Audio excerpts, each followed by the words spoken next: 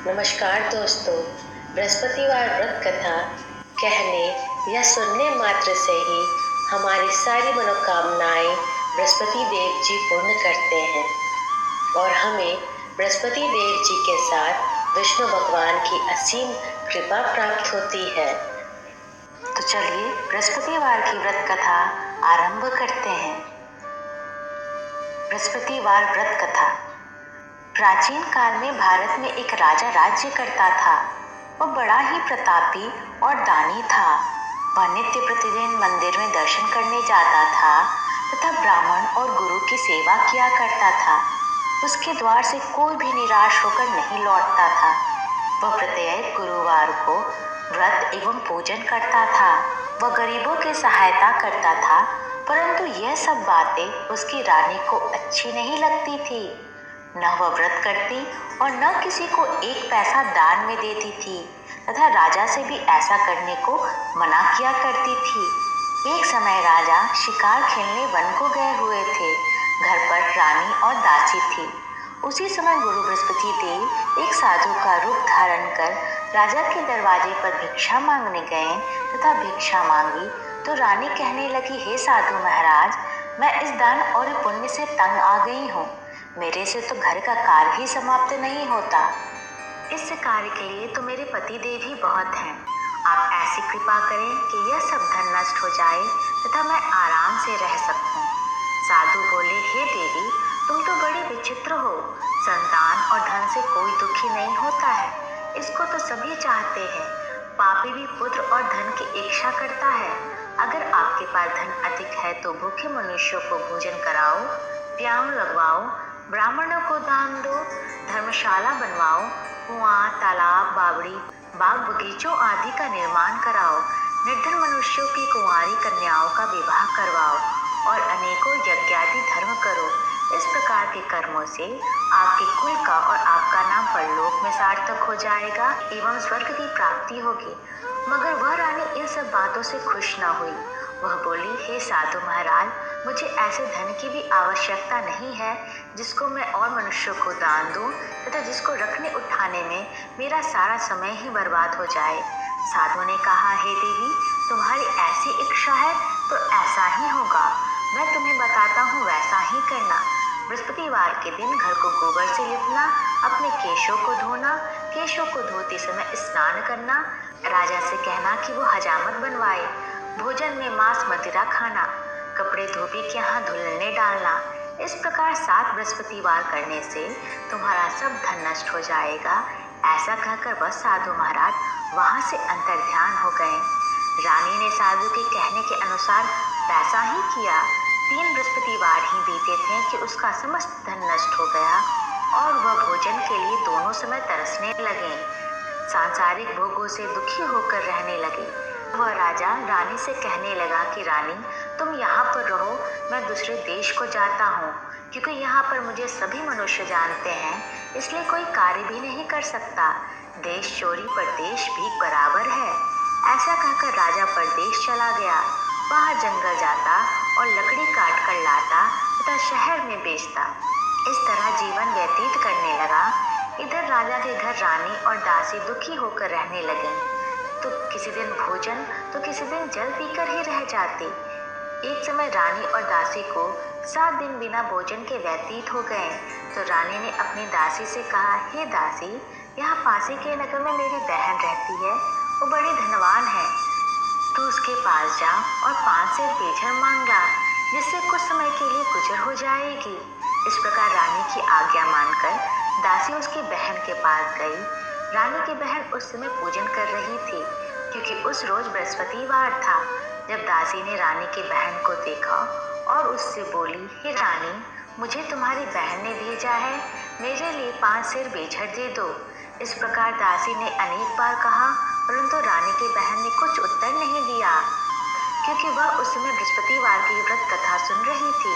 इस प्रकार जब दासी को किसी प्रकार का उत्तर नहीं मिला तो वह बहुत दुखी हुई एवं क्रोध भी आया, परंतु वह बिना कुछ कहे लौटकर अपनी रानी के पास आकर बोली, हे रानी, तुम्हारी बहन तो बड़ी ही घमंडी है। वह छोटे लोगों से बात भी नहीं करती। इसलिए उसने मेरी बातों का उत्तर नहीं दिया। मैं वापस चली आई। रानी बोली, हे दासी, इसमें उसका कोई दोष नहीं है। जब बुरे दिन आते हैं तब कोई सहारा नहीं देता। अच्छे बुरे का पता आपत्ति काल में ही लगता है। अब जो ईश्वर की इच्छा होगी वही होगा। यह सब हमारे भाग्य का दोष है। इधर उस रानी ने देखा कि मेरी बहन की दासी आई थी, परंतु मैं उससे नहीं बोली। इससे वो बहुत ही दुखी हुई होगी। यह सोच कथा को सुन और विष्णु भगवान का पूजन समाप्त कर वह रानी बहन के घर गई और अपनी बहन से कहने लगी, हे बहन, मैं बृहस्पतिवार का व्रत कर रही थी। तुम्हारी दासी गई, परंतु जब तक कथा होती है तब तक न उठते हैं और न बोलते हैं, इसलिए मैं न बोली। कहो दासी, क्यों गई थी? रानी बोली, बहन, हमारे घर अनाज नहीं था। वैसे तुमसे कोई बात छिपी नहीं है, इस कारण मैंने दासी को तुम्हारे पास 5 सेर बेजल लेने के लिए भेजा था। रानी बोली, बहन, बृहस्पति भगवान सभी मनोकामना पूर्ण करते हैं। देखो, शायद तुम्हारे घर में अनाज रखा हो। इस प्रकार का वचन जब रानी ने सुना तो वह घर के अंदर गई और वहां उसे एक घड़ा बेझर से भरा मिल गया। वह रानी और दासी बहुत खुश हुई और दासी कहने लगी, हे रानी, देखो, वैसे हमको जब भोजन नहीं मिलता तो हम रोज ही व्रत करते हैं। अगर इनसे बृहस्पतिवार व्रत की विधि और कथा पूछ ली जाए तो उसे हम भी किया करेंगे। उस रानी ने अपनी बहन से पूछा कि हे बहन, बृहस्पतिवार के व्रत की कथा कैसे है तथा यह व्रत कैसे करना चाहिए? रानी की बहन ने कहा, बृहस्पतिवार के व्रत में चने की दाल मुनक्का से विष्णु भगवान का केले के जड़ में पूजन करें तथा दीपक जलावें, पीला भोजन करें तथा कहानी सुने। इससे बृहस्पति भगवान प्रसन्न होकर अन्न, पुत्र व धन देते हैं। प्रकार रानी और दासी दोनों ने निश्चय किया कि बृहस्पति भगवान का पूजन जरूर करेंगे। 7 दिन के बाद जब बृहस्पतिवार आया तो उन्होंने व्रत रखा। घुड़साल में जाकर चना गुड़ बिन लाई तथा उसकी दाल से केले के जड़ का तथा विष्णु भगवान का पूजन किया। अब भोजन पीला कहाँ से आए? बेचारी बड़ी दुखी हुई, परंतु उन्होंने व्रत किया था, इस कारण गुरु भगवान प्रसन्न थे।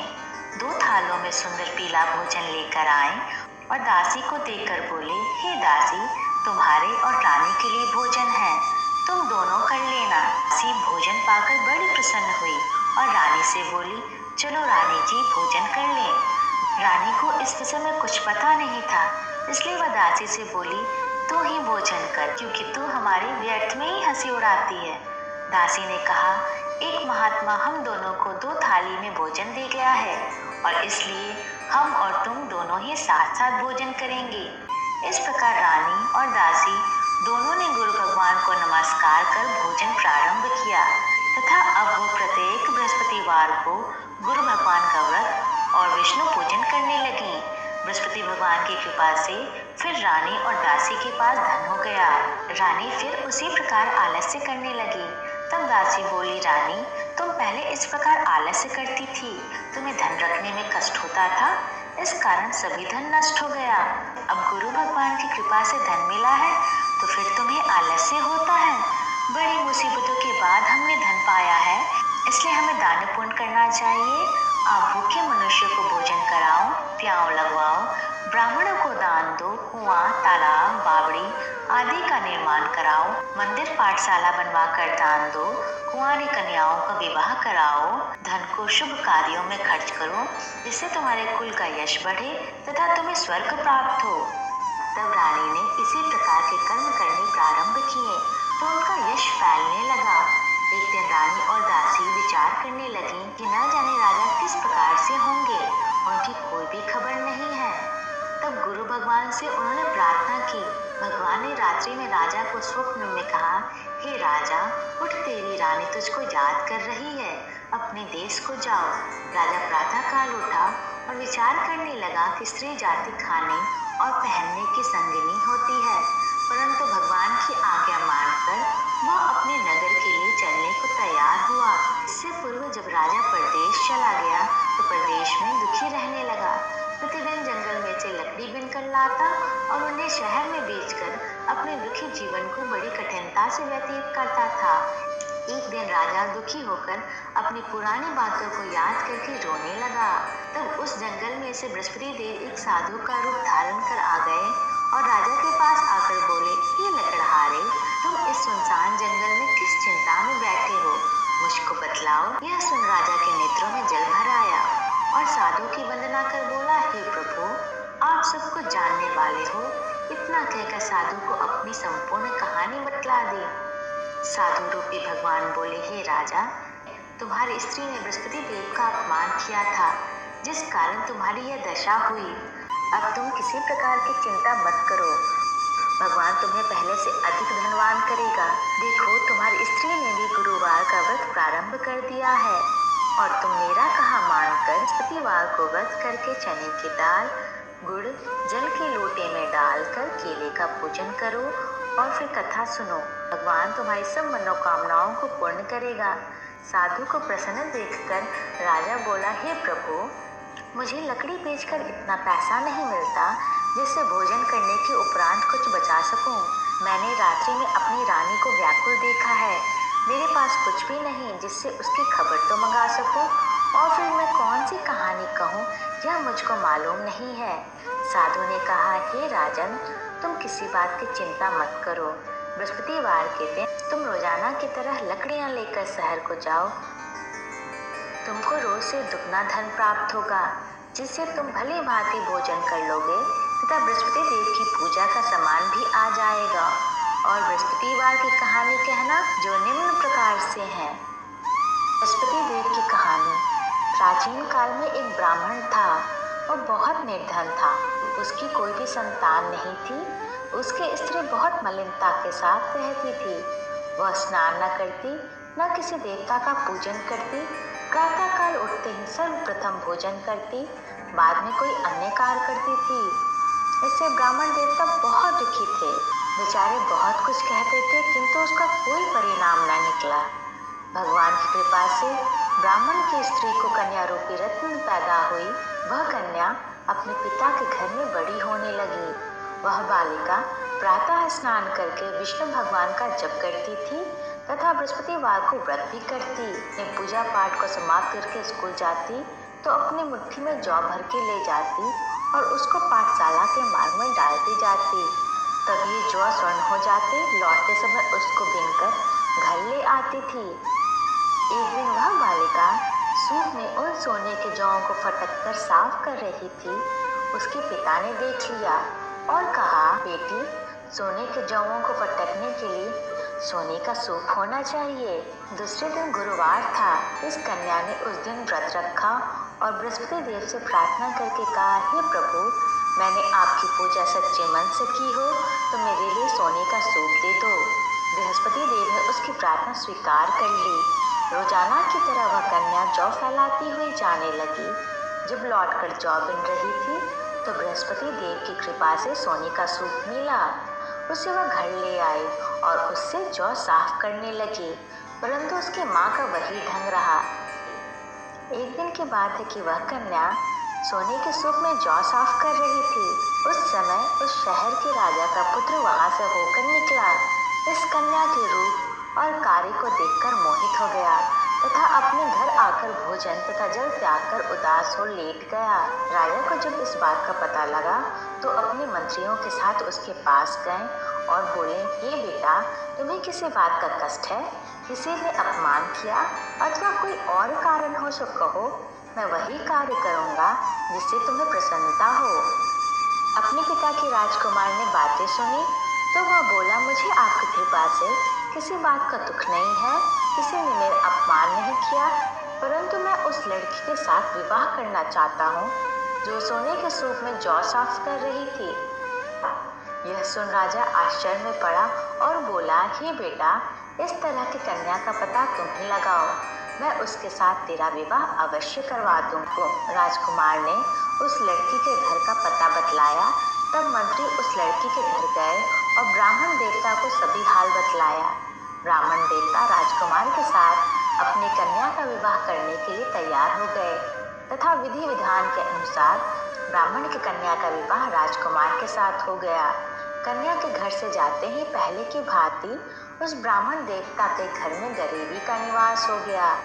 अब भोजन के लिए भी अन्न बड़ी मुश्किल से मिलता था। एक दिन दुखी होकर ब्राह्मण देवता अपनी पुत्री के पास गए। बेटी ने पिता की दुखी अवस्था को देखा और अपनी माँ का हाल पूछा। कन्या ने बहुत सा धन देकर अपने पिता को विदा कर दिया। इस तरह ब्राह्मण का कुछ समय सुखपूर्वक व्यतीत हुआ। कुछ दिन बाद फिर वही हाल हो गया।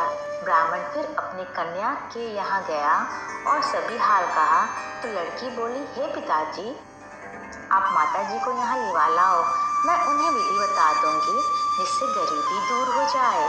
ब्राह्मण देवता अपनी स्त्री को साथ लेकर पहुंचे तो पुत्री अपनी माँ को समझाने लगी, हे माँ, तुम प्रातः काल उठकर सर्वप्रथम स्नान आदि करके विष्णु भगवान का पूजन करो तो सब दरिद्रता दूर हो जाएगी। परंतु उसकी माँ ने एक भी बात नहीं मानी और प्रातः काल उठकर अपनी पुत्री के बच्चों की जूठन को खा लिया।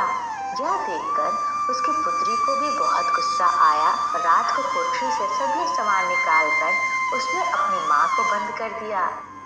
प्रातःकाल उसमें से निकाला तथा स्नान आदि करा के पाठ करवाया तो उसकी माँ की बुद्धि ठीक हो गई और वह प्रत्येक बृहस्पतिवार को व्रत रखने लगी।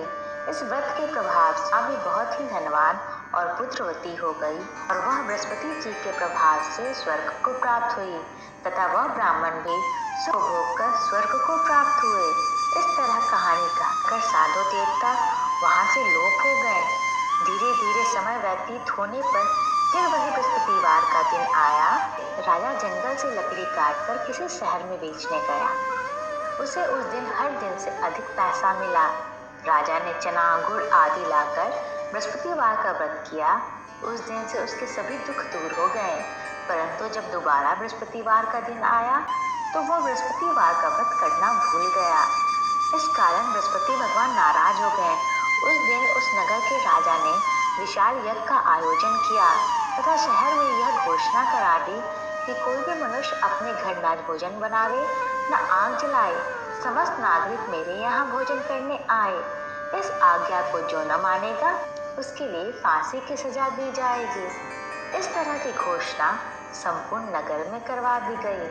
राजा की आज्ञा अनुसार शहर के सभी लोग भोजन करने गए, लेकिन लकड़हारा कुछ देर से पहुंचा, इसलिए राजा उसको अपने साथ घर लिवा ले गए। जब वह उसे घर पर भोजन करा रहे थे तो रानी की दृष्टि उस खुटी पर पड़ी जिस पर उसका हार लटका हुआ था। वह हार वहां दिखाई नहीं दिया। रानी ने निश्चय किया कि मेरा हार इस मनुष्य ने चुरा लिया है। उसी समय सैनिकों को बुलाकर उसको जेल खाने में डलवा दिया। जब राजा जेल खाने में पड़ गया और बहुत दुखी होकर विचार करने लगा कि न जाने कौन से पूर्व जन्म के कर्म से मेरे लिए दुख प्राप्त हुआ है, वह उसी साधु को याद करने लगा जो कि जंगल में मिला था। उसी समय तत्काल बृहस्पति देव साधु के रूप में प्रकट हो गए और उसकी दशा को देखकर कहने लगे, अरे मूर्ख, तूने बृहस्पति देवता की कथा नहीं करी, इस कारण तेरे लिए दुख प्राप्त हुआ है। अब चिंता मत कर, बृहस्पतिवार के दिन जेल खाने के दरवाजे पर रुपए पड़े मिलेंगे, उनसे तो बृहस्पति देव की पूजा करना, तेरे सभी कष्ट दूर हो जाएंगे। बृहस्पतिवार के रोज उसे रुपए पड़े मिले। राजा ने कथा कही। उसी रात्रि को बृहस्पति देव ने उस नगर के राजा को स्वप्न में कहा, हे राजा, तुमने जिस आदमी को जेल खाने में बंद कर दिया है वह निर्दोष है, वह राजा है, उसे छोड़ देना। रानी का हार उसी खूंटी पर लटका हुआ है। अगर तू ऐसा नहीं करेगा तो मैं तेरे राज्य को नष्ट कर दूंगा। इस तरह की रात्रि स्वप्न को देख राजा प्रातःकाल उठा और खूंटी पर हार देखकर लकड़हारे को बुलाकर क्षमा मांगी तथा राजा के योग्य सुंदर वस्त्र आभूषण देकर विदा किया। साधु की आज्ञा अनुसार राजा अपने नगर को चल दिया। राजा जब नगर के निकट पहुंचा तो उसे बड़ा आश्चर्य हुआ। नगर में पहले से अधिक बाग, तालाब और कुएं तथा बहुत सी धर्मशाला, मंदिर आदि बन गई हैं। राजा ने पूछा कि यह किसका बाग और धर्मशाला है। तब नगर के सब लोग कहने लगे, यह सब रानी के हैं। राजा को आश्चर्य हुआ और गुस्सा भी आया। जब रानी ने यह खबर सुनी कि राजा आ रहे हैं तो उसने दासी से कहा कि देख राजा हमको कितनी बुरी हालत में छोड़ गए थे, वो हमारी ऐसी हालत देखकर लौट न जाए, इसलिए तो दरवाजे पर खड़ी हो जा। रानी की आज्ञा अनुसार दासी दरवाजे पर खड़ी हो गई। राजा आए तो उन्हें अपने साथ लेवा लाई। तब राजा ने क्रोध करके अपनी तलवार निकाली और पूछने लगा, यह बताओ यह धन तुम्हें कैसे प्राप्त हुआ है। तब उन्होंने कहा कि हमें यह सब धन बृहस्पति देव के व्रत के प्रभाव से प्राप्त हुआ है। राजा ने निश्चय किया कि 7 रोज बाद तो सभी बृहस्पति देव का पूजन करते हैं, परंतु मैं रोजाना दिन में 3 बार कहानी कहा करूंगा तथा रोज व्रत किया करूंगा। अब हर समय राजा के दुपट्टे में चने की दाल बंधी रहती तथा वह दिन में 3 बार कहानी कहता। एक रोज राजा ने विचार किया कि चलो अपनी बहन के यहाँ हो आए। इस तरह निश्चय कर राजा घोड़े पर सवार हो अपनी बहन के यहाँ को निकला। मार्ग में उसने देखा कि कुछ आदमी एक मुर्दे को लिए जा रहे हैं। उन्हें रोककर राजा कहने लगा, अरे भाइयों, मेरी बृहस्पतिवार की कहानी सुन लो। वे बोले, हमारा आदमी मर गया है और इसको अपनी कथा की पड़ी है। परंतु कुछ आदमी बोले, अच्छा कहो, हम तुम्हारी कथा भी सुनेंगे। राजा ने दाल निकाली और कथा कहने लगा। हुई तो जब कथा आदि हुई थी कि मुर्दा हिलने लग गया और जब कथा समाप्त हो गई तो राम राम करके वह खड़ा हो गया। आगे मार्ग में उसे एक किसान खेत में हल चलाता मिला। राजा ने उसे देखा और उससे बोला, अरे भैया, तुम मेरी बृहस्पतिवार की कथा सुन लो। किसान बोला, जब तक मैं तेरी कथा सुनूंगा तब तक 4 हरिया जोत लूंगा, जा अपनी कथा किसी और को सुनाना। इस तरह राजा आगे चलने लगा। राजा के हटते ही बैल पछाड़ खा के गिर गए तथा उस किसान के पेट में बहुत जोर से दर्द होने लगा। उस समय उसकी माँ रोटी लेकर आई। उसने जब यह देखा तो अपने पुत्र से सब हाल पूछा। तब बेटे ने सभी हाल कह दिया। तो बुढ़िया दौड़ी दौड़ी उस घुड़सवार राजा के पास गई और उससे बोली, मैं तेरी कथा सुनूंगी, तू अपनी कथा मेरे खेत पर ही चलकर कहना। राजा ने बुढ़िया के खेत पर जाकर कथा कही, जिसके सुनते ही वह बैल खड़ी हुए तथा किसान के पेट का दर्द बंद हो गया। राजा अपनी बहन के घर पहुंच गया। बहन ने भाई की खूब मेहमानी की। प्रातः काल राजा जगा, देखने लगा कि सब लोग भोजन कर रहे हैं। राजा ने अपनी बहन से कहा कि ऐसा कोई भी मनुष्य नहीं जिसने भोजन नहीं किया हो, वह बृहस्पतिवार की कथा सुन ले। बहन बोली, हे भैया, यह देश ऐसा ही है, पहले यहाँ लोग भोजन करते हैं, बाद में कोई अन्य कार्य करते हैं। अगर कोई पड़ोस में हो तो देखा हो, परंतु उसे कोई व्यक्ति नहीं मिला जिसने भोजन न किया हो। अतः वह एक कुम्हार के घर गई जिसका लड़का बीमार था। उसे मालूम हुआ कि उनके यहाँ 3 रोज से किसी ने भोजन नहीं किया है। रानी ने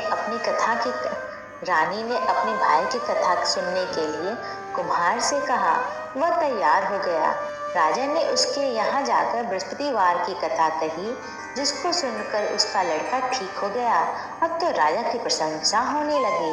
एक रोज राजा ने अपनी बहन से कहा कि हे बहन, हम अपने घर को जाएंगे, तुम भी तैयार हो जाओ।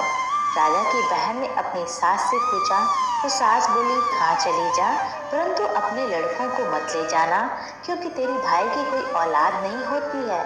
बहन ने अपने भैया से कहा, हे भैया, मैं तो चलूंगी, परंतु कोई बालक नहीं जाएगा। राजा बोला, जब कोई बालक नहीं जाएगा तब तुम ही चलकर क्या करोगी। बड़े दुखी मन से राजा अपने नगर को लौट आया। राजा ने अपनी रानी से कहा, हम निर्वंशी राजा हैं, हमारा मुख देखने का धर्म नहीं है, और इस उदासी के कारण उसने कुछ भोजन भी नहीं किया। रानी बोली, हे स्वामी, बृहस्पति देव हमें औलाद अवश्य देंगे। उसी रात को बृहस्पति देव ने राजा से स्वप्न में कहा, हे राजा, उठ, सोच को त्याग, तेरी रानी गर्भ से है। 9वें महीने में उसके गर्भ से एक सुंदर पुत्र पैदा हुआ।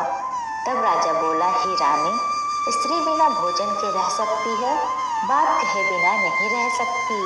जब मेरी बहन आए तुम उससे कुछ मत कहना। जब राजा की बहन ने यह शुभ समाचार सुना तो बहुत खुश हुई तथा बधाई लेकर अपने भाई के यहाँ आई। रानी ने कहा, घोड़ा चढ़कर तो आई नहीं, गधा चढ़ी आई। राजा की बहन बोली, भाभी मैं इस प्रकार न कहती, तुम्हें संतान कैसे मिलती? बृहस्पति देव ऐसे ही है, जैसे जिसके मन में कामनाएं हैं वैसे सभी को पूर्ण करते हैं। जो सद्भावना पूर्वक कथा पढ़ता है एवं सुनता है और दूसरों को सुनाता है, बृहस्पति देव उसकी सभी मनोकामना पूर्ण करते हैं तथा उनकी सदैव रक्षा करते हैं। संसार में जो मनुष्य सद्भावना से गुरु भगवान का पूजन व्रत सच्चे हृदय से करते हैं तो उनके सभी मनोकामनाएं पूर्ण होती हैं। जैसे सच्ची भावना से रानी और राजा ने उनकी कथा का गुणगान किया तो उनके सभी इच्छाएं बृहस्पति देव जी ने पूर्ण की। इसलिए सबको कथा सुनने के बाद प्रसाद लेकर जाना चाहिए। हृदय से उनका मनन करते हुए जयकारा बोलना चाहिए।